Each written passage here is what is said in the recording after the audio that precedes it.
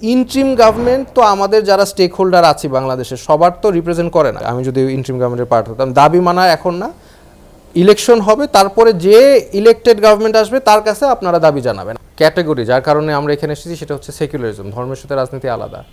আমি আশা করব ভবিষ্যতে এই কাজটা যাতে কেউ আবার ভুলটা না করে, কোনো রাজনৈতিক দল যেই ক্ষমতায় আসুক না। পাঠ্যপুস্তক তো পুরোটাই সংস্কার করতে হবে, মানে ট্রান্সজেন্ডারিজমের মতো বা এই ধরনের আজে বাজে কোনো দর্শনের মধ্যে ঢুকিয়ে দেয় সেটা তো হবে না। না, 1 মাস পূর্ণ হলো, এটা তো আলহামদুলিল্লাহ আমরা অনেক সংগ্রাম করে আমরা এই নতুন বাংলাদেশ পেয়েছি। প্রথম কথা হচ্ছে আমি তাদেরকে কোনো দাবি দিব না, কারণ তারা একটা ইন্ট্রিম গভর্নমেন্ট, দেশটা এখনও আনস্টেবল। দেশটা যতক্ষণ না স্টেবল হচ্ছে তখন আমি একটা ইন্ট্রিম গভর্নমেন্টকে দাবি দেই কী হবে? কারণ একটা সরকার হচ্ছে, মানে আমরা বাংলাদেশকে, আপনি গণতন্ত্র পছন্দ করেন কি করেন না সেটা আলাদা ফিলোসফিক্যাল একটা ডিবেট আছে, এই গণতন্ত্র আদৌ দরকার আছে কি না, কিন্তু দেশটা এখন গণতান্ত্রিক। তার মানে আমরা জনগণ যা চাই সেই পলিসি অনুযায়ী দেশের পলিসি হবে।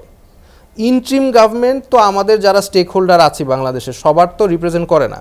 তো তার কাছে যদি আমি দাবি জানাই, হ্যাঁ, তো সে তো আসলে বাংলাদেশের যে মানে ফিলিংসটা, বাংলাদেশের যে পলিসি চাচ্ছে সেটা তো সে রিপ্রেজেন্ট ঠিক মতো করতে পারবেন না।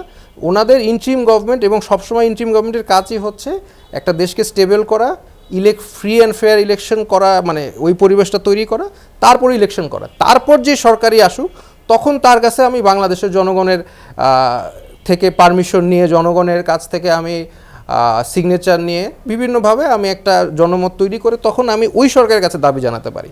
এই সরকারের কাছে দাবি জানানো মানে যে এই সরকার যে দাবি পূরণ করবে সেটা তো নেক্সট যখন মানে ডেমোক্রেটিক গভর্নমেন্ট যখন আসবে তখন তো সে ফার্স্ট কাজই করবে যে এটাকে মানে ইয়ে করে ফেলবে, ডিসমিস করে দিবে, কারণ সে এটা ইন্ট্রিম গভর্নমেন্ট। তো ইন্ট্রিম গভর্নমেন্টের কাছে দাবি করা দেশটাকে, সেটা আসলে দেশের স্টেবিলিটি আমার মনে হয় এটা ক্ষুণ্ণ করা না। এখানে তো অনেক বিষয় বলা আছে, এখন কথা হচ্ছে এখন এটা ওনারাই বেশি, এটা আমি এই জাজমেন্টটা ওনাদের প্রতি রেফার করে দিব, কারণ আমি যেভাবে চিন্তা করি ওনারা সেভাবে চিন্তা করেন না। কারণ আমি এখন আমার প্রথম কথাই হতো যে আমি মানে মেজরিটি যেটা না করলেই না, এইসব আমি দাবি মানার ক্ষেত্রে আমি এটা এখন করব না। এটা আমি করতাম হলে, আমি যদি ইন্ট্রিম গভর্নমেন্টের পার্ট হতাম, দাবি মানা এখন না, ইলেকশন হবে, তারপরে যে ইলেক্টেড গভর্নমেন্ট আসবে তার কাছে আপনারা দাবি জানাবেন। আপাতত আমি দেশটা স্টেবল করার জন্য যেগুলি পলিসি মেক করা দরকার সেগুলি নিয়ে আমি ব্যস্ত থাকবো। তো এই কাজটা ফর এক্সাম্পল আমি করতাম হলে, বাট ওনারা এটা না করে অন্য কিছু যদি করেন এটা ওনারা ওনাদের বিবেচনায় করবেন, এটা আমার কোনো সে নাই। না, 1 মাস পূর্ণ হলো, এটা তো আলহামদুলিল্লাহ আমরা অনেক সংগ্রাম করে আমরা এই নতুন বাংলাদেশ পেয়েছি। তা এখন আমার যেটা চাওয়া সেটা হচ্ছে এই আওয়ামী লীগের যে সেকুলারিজম, যে ধর্মের সাথে রাজনীতি থাকবে না, যেটার কারণে বা যেই দর্শনের কারণে, এই সেকুলার দর্শনের কারণে আজকে আমরা এই পজিশনে এত ক্ষতিগ্রস্ত, এত দুর্নীতি, সব এই একটা তাদের মধ্যে একটা ক্যাটাগরি যার কারণে আমরা এখানে এসেছি সেটা হচ্ছে সেকুলারিজম, ধর্মের সাথে রাজনীতি আলাদা। আমি আশা করব ভবিষ্যতে এই কাজটা যাতে কেউ আবার ভুলটা না করে, কোনো রাজনৈতিক দল যেই ক্ষমতায় আসুক সে যাতে এই ধর্মহীনতা বা ধর্মের সাথে রাজনীতি আলাদা করে দেওয়া, এই ধরনের চিন্তাভাবনা থেকে যাতে একটু দূরে সরে আসে, সেটাই আমার প্রত্যাশা।